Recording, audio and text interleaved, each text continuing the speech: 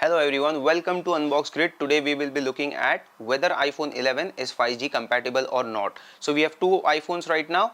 One is iPhone 15. So the easiest way is to figure out in the network itself where you see the signal. So in iPhone 15 you will see 5G written over there because iPhone 15 of course is 5G compatible. This is one way, but to make sure that this is actually compatible or not, let's go to settings on our iPhone 11.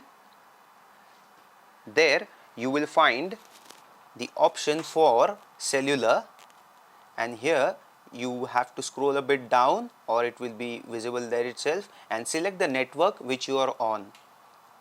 And now here you have to click on voice and data option, and here you should see 5G, but as you can see here 5G is not available, which certainly means that the iPhone 11 is not compatible or ready for 5G. And this iPhone 11 is on iOS 18, so it doesn't matter whether the iOS is updated or not, the phone is simply not 5G ready. So thank you for watching.